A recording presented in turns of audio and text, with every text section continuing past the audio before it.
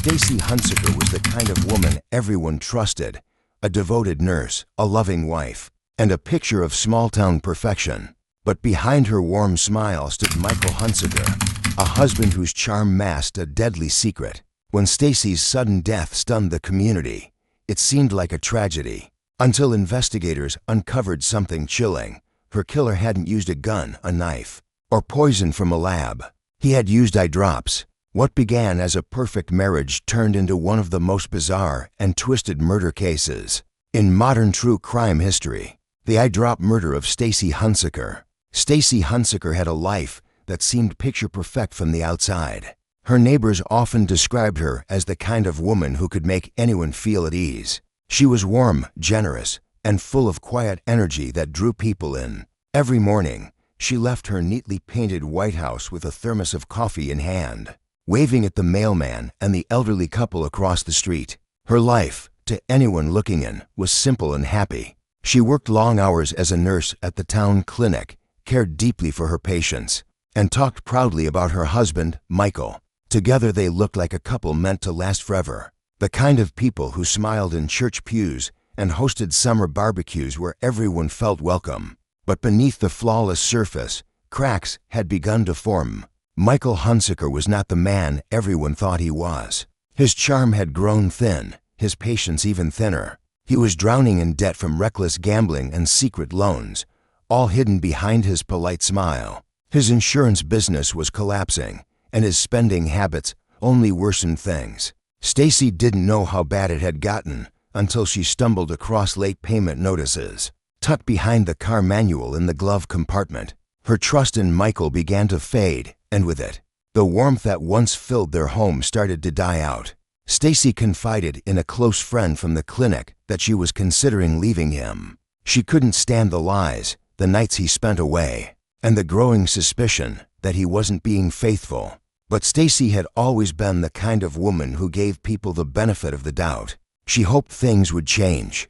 Michael, however, had other plans. The idea of losing everything, the house, the money, and the image of a successful husband, terrified him more than anything. His mind began to twist toward something darker, something permanent. On a mild November morning, the sun streamed softly through the living room windows of their home on Cloverfield Drive. The day began like any other. Stacy had brewed coffee, checked her messages, and planned to visit her mother after work. But when Michael called 911 an hour later, his voice trembled as he told dispatchers that his wife had suddenly collapsed.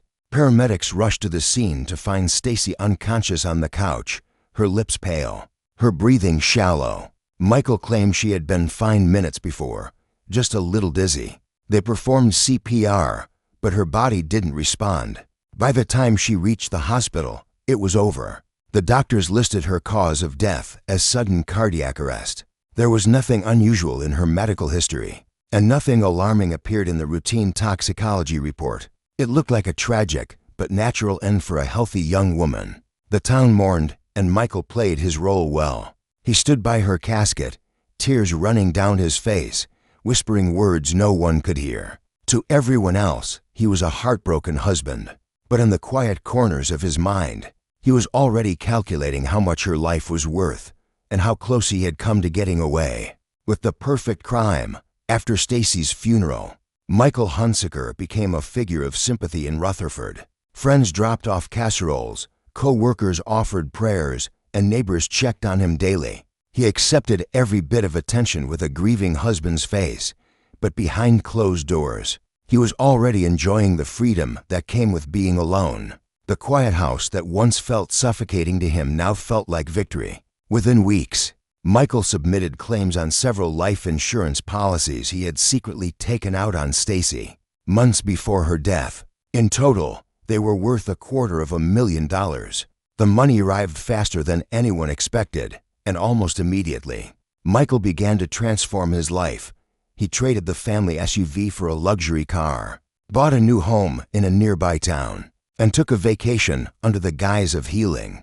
People who once felt sorry for him began to whisper about how quickly he had moved on. It wasn't long before he was seen with another woman, Lena Worth, a pharmaceutical technician who had worked with Stacy at the clinic. Their relationship became public within weeks, and many who knew Stacy were shocked. Some believed Michael was just trying to fill the void, but others quietly wondered if Lena had been part of the picture long before Stacy's death. Lena was younger, confident, and had an edge Stacy never showed. She moved into Michael's new house only months after Stacy's passing. Together, they looked like a couple enjoying a fresh start. But in reality, Michael's arrogance was starting to show. He often bragged about his luck in surviving hardship, about how everything works out eventually. He was spending money freely, throwing parties, and boasting about his business making a miraculous recovery. He didn't realize that his behavior was beginning to draw unwanted attention. Stacy's mother, Marian Lott, couldn't shake the feeling that something was wrong. Her daughter had always been in good health, active, careful, and with no signs of heart disease. Marian remembered that Stacy had complained of feeling dizzy and nauseated in the weeks before her death. Doctors had dismissed it as stress, but now it haunted her. When Marian saw Michael's new lifestyle, her suspicion deepened. She requested copies of Stacy's medical records and autopsy report, hoping to find answers. The reports listed no evidence of foul play, but Marian wasn't satisfied. A family friend put her in touch with a toxicologist from Raleigh, who had experience with hard-to-detect poisons. After reviewing the case, the expert mentioned that certain chemicals could cause heart failure and disappear from the body. Within hours, he explained that some over-the-counter substances could mimic natural causes so well that they were nearly impossible to detect in standard tests. Marianne's heart froze. She didn't know what to think, but something inside her told her that Michael had used more than just deceit to end Stacy's life. Determined, she contacted the state medical examiner's office and asked for her daughter's body to be re-examined. It was a difficult decision, digging up the past, literally, but Marianne's instincts were stronger than her fear. She wanted the truth, no matter how ugly it was. When investigators agreed to reopen the case, a quiet storm began to build behind the scenes. No one, not even Michael, had any idea that the secret he buried with Stacy was about to resurface. The exhumation of Stacy Hunsucker's body took place quietly, without public notice. Only a few officials and her mother, Marian Lott, knew about it. Months had passed since her death, and the town had long moved on. But in a laboratory hours away, a team of toxicologists began retesting her samples with advanced equipment, capable of identifying trace chemicals that earlier examinations had missed. What they found stunned everyone involved.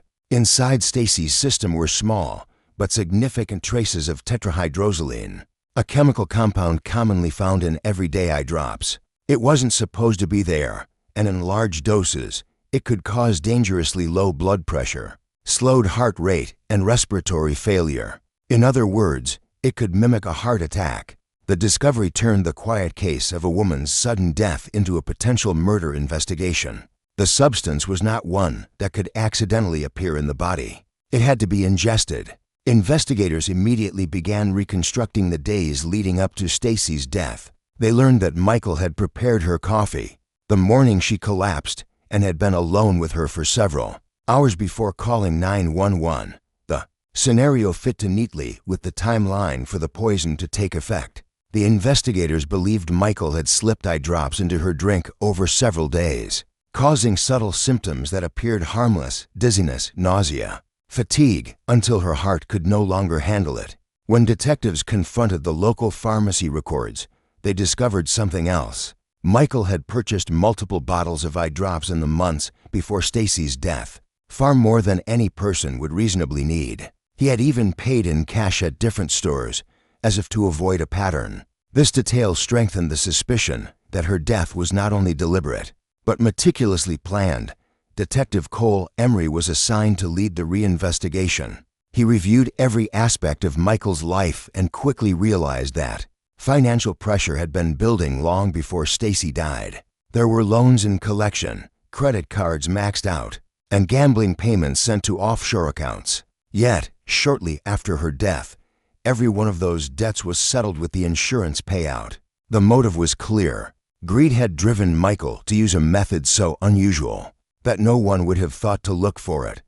The next step was to search his home. The investigators obtained a warrant and combed through the garage, kitchen, and bedroom. In a plastic trash bag near the back wall, they found what they were looking for: several empty bottles of eye drops, the same brand detected in Stacy's toxicology report. The labels were partially peeled off, as though someone had tried to remove evidence of purchase. Michael was questioned, but claimed the bottles were his own, saying he suffered from chronic dry eyes. His answers were calm and confident, but the investigators noticed inconsistencies. He couldn't explain why some bottles were hidden or why he had purchased so many. When detectives later questioned his girlfriend, Lena Worth, her nervousness gave her away. She admitted that Michael had once mentioned that eye drops could stop someone's heart if swallowed, laughing as if it were a joke. That statement became the turning point of the entire case. It tied Michael directly to knowledge of the chemical's effects, establishing intent. With every new piece of evidence, the picture of what really happened to Stacy grew clearer. Michael had used something so ordinary, so invisible, that no one would ever suspect it, until now. The eye drop murder investigation was officially underway, and the man who believed he had committed the perfect crime was about to watch it crumble around him. The arrest of Michael Hunsucker sent shockwaves through Rutherford. News vans crowded the street outside his house as police cars lined the driveway. Neighbors who once pitied him now stared in disbelief as he was led away in handcuffs. His expression caught somewhere between shock and defiance. The local news called it the eye drop murder, and within hours, the story spread across the nation. People couldn't comprehend how something as harmless as eye drops could become a weapon, or how a man could use it to quietly end his wife's life. Inside the police department, investigators worked day and night piecing together every fragment of Michael's deceit. They recovered financial records, emails, and text messages that showed a chilling pattern of planning. 3 months before Stacy's death, he had increased her life insurance coverage. 2 months before, he had secretly begun a relationship with Lena Worth. 1 month before, he had started buying the eye drops. Everything had been arranged with precision. Michael wasn't acting on impulse. He had spent weeks crafting a plan that relied on chemistry, deception, and timing. During the trial preparation, prosecutors built their case around 3 pillars: motive, method, and opportunity. The motive was money and freedom from his failing marriage. The method was tetrahydrozoline, the active chemical in eye drops used to induce heart failure. The opportunity was the privacy of their home on the morning Stacy died. It was a perfect triangle of guilt, and the evidence filled in every gap. When the trial began, the courtroom was filled to capacity. Reporters jotted notes as the prosecution laid out the events like a puzzle coming together. Piece by piece, they describe how Michael mixed small doses of eye drops into Stacy's drinks, watching her health deteriorate while pretending to care. They displayed the empty bottles found in his garage, the purchase receipts from local pharmacies, and Lena Worth's testimony. She took the stand trembling, admitting that she had ignored warning signs and stayed quiet because she was afraid of losing him. Her cooperation gave her leniency, but it also sealed Michael's fate. The defense tried to paint Michael as a grieving husband wrongly accused, suggesting that the toxicology results could have been contaminated or misinterpreted. But forensic experts dismantled every claim. They explained how the chemical compound in Stacy's body matched the exact concentration found in the brand of eye drops Michael purchased. They showed how her symptoms in the days before her death, dizziness, blurred vision, and nausea, were consistent with poisoning. The science left no room for doubt.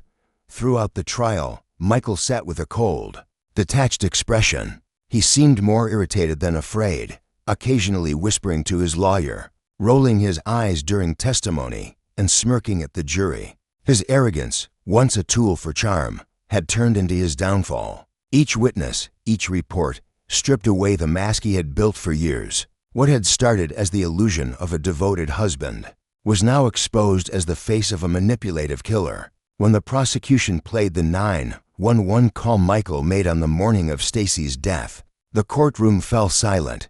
His voice, trembling with rehearsed panic, echoed through the speakers. Experts pointed out how calm he became moments later, almost as if he knew she was already gone. It was the sound of guilt hiding behind performance. By the end of the trial, The jury didn't need long to decide. The evidence spoke louder than any words. The man who had once been seen as a devoted husband and a victim of tragedy was now revealed as a calculating murderer who believed he could outsmart science, law, and morality. His empire of lies had collapsed, and what remained was the truth, simple, cold, and undeniable. When the jury returned to the courtroom, every seat was filled, and every camera was fixed on Michael Hunsucker. The silence was suffocating as the foreman stood and read the verdict, guilty on all counts. Michael's jaw tightened, his hands clenched, but he showed no emotion. He stared straight ahead, as if refusing to accept what had just happened. The man who once prided himself on being in control was now powerless, cornered by the evidence of his own arrogance. The judge sentenced him to life in prison without the possibility of parole, calling his actions cold, deliberate, and motivated by greed. The courtroom buzzed with whispers as the once respected insurance agent was led away in shackles. His expensive suit wrinkled and sweat-stained. Marianne Lott, sitting in the front row, felt tears roll down her face. She had fought for justice when no one else believed her, and now her daughter's voice had finally been heard. The relief was heavy but hollow. There was no joy in victory, only the ache of loss. She left the courthouse quietly, clutching Stacy's photo in her hands. To her, it was never about revenge. It was about truth, and the truth had finally come out. Michael's downfall didn't end with the trial. Investigators later discovered that he had tried to manipulate financial documents, even after his arrest, attempting to hide money in false accounts. Everything he had built collapsed completely: his business, his reputation, and his new relationship. Lena Worth, who once believed she was starting a new life with him, was sentenced to 3 years in prison for obstruction and accessory to fraud. She cooperated fully, but the guilt of her involvement haunted her. In prison interviews, she admitted that Michael had convinced her he was innocent even as he planned Stacy's death. She said he could lie so easily that she almost believed him until the evidence surfaced. The story became a nationwide sensation. Documentaries, podcasts, and crime shows dissected every detail of what the media dubbed the eyedrop murder. People were fascinated by the simplicity of the crime, how something as ordinary as eyedrops could become a murder weapon. Forensic experts called it a reminder that evil often hides in plain sight. The case changed the way toxicologists examined unexplained deaths, adding new testing protocols for tetrahydrozoline and similar compounds. What Michael had thought was an undetectable poison had become a lesson that would help catch others like him. Inside prison walls, Michael lived in isolation. Inmates called him the dropper, mocking the crime that had destroyed his life. He refused all interviews and never admitted guilt, insisting that the tests were wrong and that Stacy's death was a tragic coincidence. But his letters to a friend revealed the truth. He regretted only one thing: getting caught. He never wrote about Stacy or about remorse, only about how unfair life had been to him. Years passed, but the shadow of the case never faded. In Rutherford, the house where Stacy died was sold and repainted, but locals said they still felt uneasy passing by it. Some swore that the air around it carried an unexplained chill. Marianne visited her daughter's grave every year on the same day she died, placing a single white rose and whispering the same words, that justice had been done, even if peace never came. The eyedrop murder of Stacy Hunsucker remained one of the most haunting modern true crime cases. It was a story of greed masked as love, of a man who believed he could fool everyone, and of a mother whose determination shattered the illusion of perfection. In the end, the truth didn't just convict a killer. It revealed how easily a smile could hide the darkest intentions, and how even the simplest household item could become a weapon in the hands of someone who had already lost their soul.